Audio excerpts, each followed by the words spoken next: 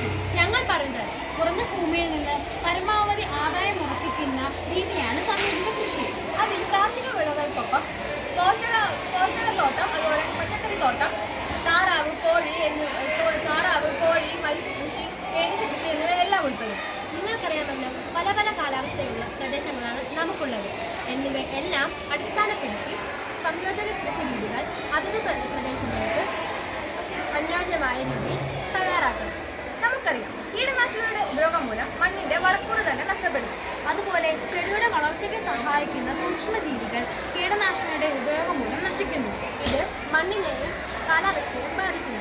രാസവളങ്ങളും മറ്റും ഉപയോഗിക്കാതെ എടുക്കുന്ന സംയോജിത കൃഷിയിലൂടെ പരിസ്ഥിതി സംരക്ഷണം നമുക്ക് ഉറപ്പുവരുത്താം. സംയോജിത കൃഷിയുടെ മേന്മകൾ പരിചയപ്പെടാം. ഭക്ഷ്യ സ്വയം പര്യാപ്തത കൈവരിക്കുന്നതിന് ഏവർക്കും അവരവരുടെ വീടുകളിൽ തന്നെ ജൈവഗ്രഹങ്ങളാക്കി മാറ്റാൻ സാധിക്കും.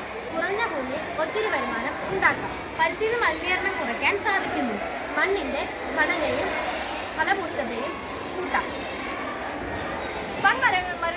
വൻമരങ്ങളുടെ സാന്നിധ്യം മണ്ണൊലിപ്പിന് തടയുന്നു. കൃഷിക്ക് വേണ്ട സാമഗ്രികൾ പുറത്തുനിന്നടിക്കേണ്ട ആവശ്യമില്ല.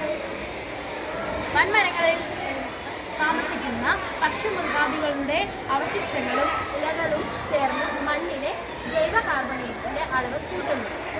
സംയോജിത കൃഷിയുടെ ഉദാഹരണങ്ങൾ കണ്ടുവരാം.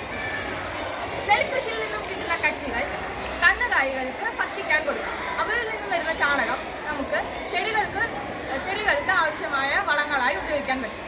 വീടിന്റെ അടുത്തുള്ള പുരയിടത്തിലെ കുളത്തിൽ താറാവ് വളർത്തൽ ചെയ്യാവുന്നതാണ്. അതിനാൽ അവിടെ താറാവ് കൂട് പണിത് താറാവിനെ വളർത്തുക. അതിലൂടെ താറാവിന്റെ കാഷ്ടമേണ് സസ്യങ്ങൾ വളരുകയും മത്സ്യങ്ങൾക്ക് ഭക്ഷ്യമാവുകയും ചെയ്യുന്നു. സംയോജക കൃഷിയിലൂടെ നമ്മുടെ ഗൃഹങ്ങളിൽ ബാക്കി വേസ്റ്റ് വരില്ല. ഒന്നെങ്കിൽ നമുക്കത് കൃഷിക്ക് ഉപയോഗിക്കാം, അല്ലെങ്കിൽ കന്നുകാലികൾക്ക് ഭക്ഷിക്കാൻ കൊടുക്കാം. നമ്മുടെ ഗൃഹങ്ങളെ മാലിന്യരഹിത ഭവനമാക്കി മാറ്റാം.